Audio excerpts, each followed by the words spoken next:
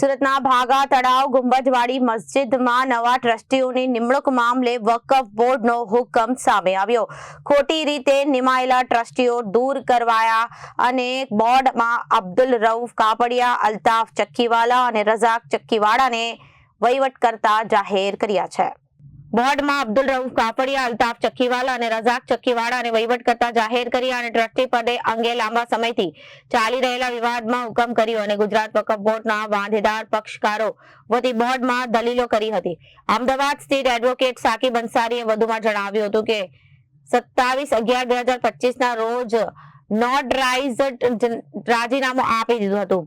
ત્યારબાદની ખોટી જનરલ સભા તથા ખોટા ઠરાવ અને ખોટા સહી સિક્કા બનાવટી હોવાનો આક્ષેપ કર્યાનો અંગેની સુનાવણી અને પક્ષોની સોગાદનામા દસ્તાવેજી પુરાવા લેખિત રજૂઆતો ધ્યાને લઈ ગુજરાત રાજ્ય વકફ બોર્ડ દ્વારા મહત્વનો હુકમ કર્યો, જેમાં મુફ્તી મોહમ્મદ હાસિમને દૂર કરાયા। મારું નામ એડવોકેટ એજાજુદ્દીન હુસૈની છે। હું અમદાવાદથી છું અને એડવોકેટ સાકિબ અંસારીની ઓફિસથી છું। વકફ બોર્ડ દ્વારા એક ઓર્ડર કરવામાં આવ્યું છે, શું છે સમગ્ર મામલો? આજે ગુજરાત રાજ્ય વકફ બોર્ડ ખાતેથી અમને હુકમ મળેલ છે, જે 3/7/2026 રોજ ગુજરાત રાજ્ય વકફ બોર્ડે હુકમ કરેલ છે, જે સુરત ખાતે ભાગા તળાવમાં આવેલ ગુંબજવાલી મસ્જિદ જે બી 288થી ગુજરાત રાજ્ય વકફ બોર્ડ ખાતે રજિસ્ટર્ડ વકફ છે, તેના મામલે હુકમ કરવામાં આવેલ છે। સમગ્ર મામલો એ હતો કે આ વકફની અંદર 5 મુતવલ્લીઓ હતા, જેને ટ્રસ્ટી કહી શકાય। વર્ષોથી 5 મુતવલ્લીઓ આ વકફને મેનેજ કરવામાં આવતા હતા અને આ મસ્જિદનો મુખ્ય હેતુ હતો કે આમાંથી જે પણ આવક થાય તેનો ખર્ચ મસ્જિદના નિભાવવા માટે કરવામાં આવે। પરંતુ આમાંથી જે 2 મુતવલ્લીઓ હતા, એક મુફ્તી હાસિમ મિયા મોહમ્મદ સોપારીવાલા અને એક અમીનભાઈ પાપડવાલા, તેઓ દ્વારા અંદર મસ્જિદના નામેથી જે ગેરમાર્ગે લોકોને દોરીને એક મદરસો ચલાવવામાં આવતો હતો, જેનું નામ છે અબ્દુલ્લા બિન મસૂદ। એ મદરસો ગેરકાયદેસર રીતે ચાલતો હતો અને મસ્જિદના નામે 425થી 450 સ્ટુડન્ટ્સ પાસેથી 350 રૂપિયા ફી વસૂલવામાં આવતી હતી।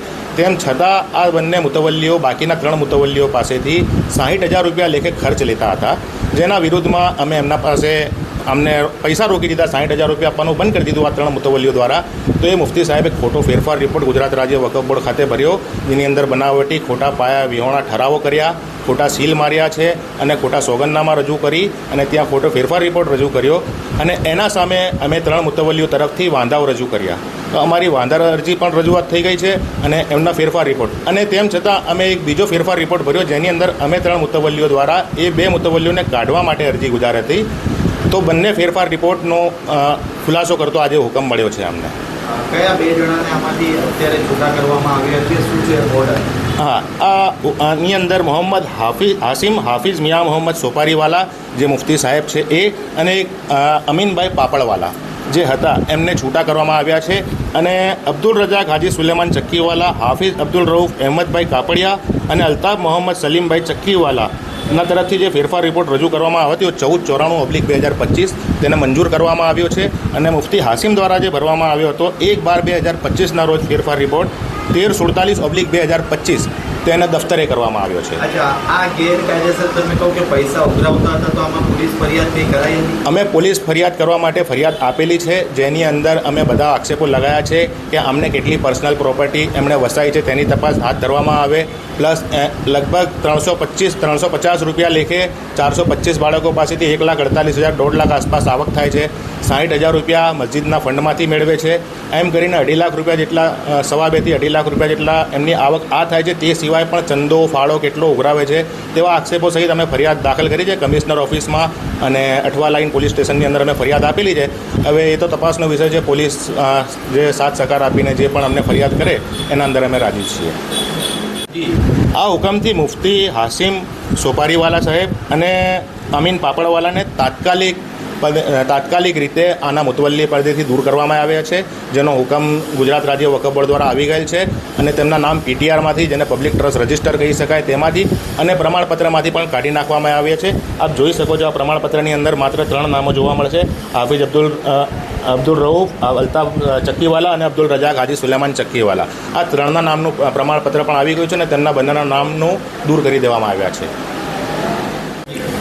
આ હુકમથી સાબિત થાય છે કે ગુજરાત રાજ્ય વકફ બોર્ડ એ ખરેખર વકફનું રક્ષણ કરવામાં કટિબદ્ધતા રાખે છે અને તેમણે ખૂબ પ્રશંસનીય કામગીરી કરી છે. ગુજરાત રાજ્ય વકફ બોર્ડે ખરેખર સારી રીતે સાંભળીને અને જે સાચાનો સાથ આપ્યો છે અને ખોટાને દૂર કર્યા છે તેવો પ્રસ્થાપિત કરતો હુકમ સાબિત કર્યો છે. અમે વકફ બોર્ડના પણ ખૂબ ખૂબ આભારી છીએ. તો આ વિવાદમાં શું મદરસાને તમે બંધ કરવા માંગો છો? ના, મદરસાથી અમારે કોઈ તકરાર નથી. મદરસો ચાલતો હતો ને ઇન્શાલ્લાહ અમે ચલાવીશું. મદરસાથી અમને કોઈ તકલીફ નથી. જે ગેરકાયદેસર રીતે ચાલતું હતું એનાથી તકલીફ છે.